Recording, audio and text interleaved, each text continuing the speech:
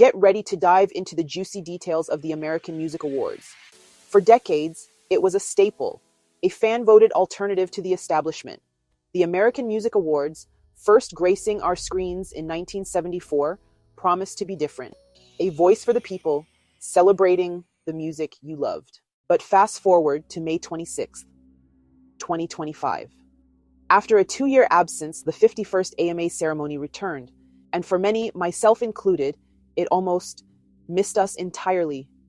The question on everyone's lips: is it time to finally put the AMA down? Hosted by Jennifer Lopez, it had one of the lowest viewerships in record of this award show's history. I don't know if you knew, but the AMAs were actually canceled for the last 2 years, and this was supposed to be its first big year back to see if it can reassimilate itself into culture, and it flopped. And the sole reason that it flopped is that they couldn't get any big artist to attend the show. Absolutely 0 of the 10 artists nominated for Album of the Year showed up. So in an unprecedented award show move, they only announced 6 awards in 2 hours. The only 6 awards they handed out, everyone had to accept over video call. And The Weeknd didn't even bother to wipe the dust off of his camera lens. There was over 30 awards that they didn't announce at the live show because no one showed up and no one even sent in a video call, so they just announced the winners on Twitter. This award show really could have just been an email. They could only get legacy acts to perform like Rod Stewart and Janet Jackson, which are iconic, but they were already down the street at their Las Vegas residency anyway. Everyone was getting an Icon Award or a Lifetime Achievement Award tonight, honey, except J.Lo. And they got the most nobody cares Republican couple to perform, Gwen Stefani and Blake Shelton. But they didn't get them to perform live. They got them to pre-record a performance and then lie to the viewers that they were performing live, but they weren't. They were trying to make the American Music Awards great again, but it didn't work. The buzz, or lack thereof, began with the choice of host. Many are saying the first mistake was to hire J.Lo. And while she looked phenomenal, there were undeniably some cringe-worthy moments, especially those kisses with her dancers.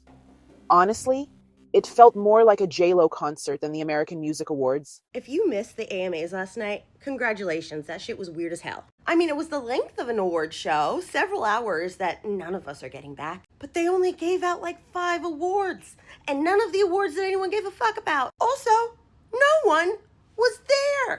I think I saw Shabuzi and Rod Stewart. Oh, and SZA performed. The performances! SZA was the only live performance. This is Blake Shelton performing at last night's AMAs, except he's not there, and this is just a video from one of his concerts. Like, what do you mean? What was the budget? And of course, J.Lo hosted, and that's not helping the relevancy of this award show. Oh, J.Lo sang, and she danced, and she made out with random people. It seems like she was trying to channel the shock and awe of Britney Spears and Christina Aguilera making out with Madonna at the VMAs. But girl, it's 2025. It's going to take a lot more than you making out with a couple of your dancers. Get our, blood pumping. Nobody gives a fuck. She was, engaged to one of her background dancers, right? Am I remembering this correctly? Anywho, it was bad. It was bad. The choreography looked like it was done by Katy Perry's person. And if you know that ain't a good thing. So, who did win? Billie Eilish was the biggest honoree, taking home 7 awards, including Artist of the Year. And even Eminem, an artist whose new music has been practically absent for quite some time, managed to snag an award. Janet Jackson performed and received an Icon Award, a deserved tribute.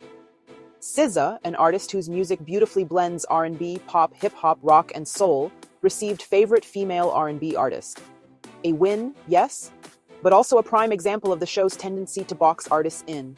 And let's be real, can we please normalize putting artists in clothes they can actually walk in? But here's the truly telling sign. None, not one, of the Album of the Year nominees bothered to show up. The show simply felt dated.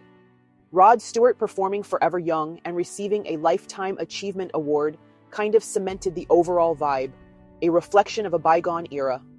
The online comments painted a stark picture. Many are saying simply, no one cares about celebrities anymore. The AMAs were a total flop and the internet is pissed. First off, what the hell were all of these performances? Who told J.Lo that she should be doing all this? We just wanted to know who was gonna win and if Taylor Swift was gonna show up and announce Rep TV. You're telling me the show was 2 hours long and we only got 6 awards announced. Some comments read, OMG, I don't know what was worse, the show or the super random people you kept showing in the audience. What happened to all the other awards? This was actually awful. People asking about the K-pop category because that was not announced. This was the worst award show show I've ever wasted time watching, bro. Just wasted 2 hours of my time for the worst award show ever. Now I see why it's been canceled the past few years. How did you miss announcing the biggest awards? They did not cover Album of the Year or Song of the Year. Not to mention favorite touring artist, K-pop artist, pop album, or the ones for country or R&B or for hip-hop. They just didn't announce it. The show ended, what, like 20 minutes ago? And they're still not announced. We have to ask, is the American Music Awards truly obsolete? Is it time to lay this institution to rest? Or can this award show find a way to reinvent itself for a new generation? Tell us what you think.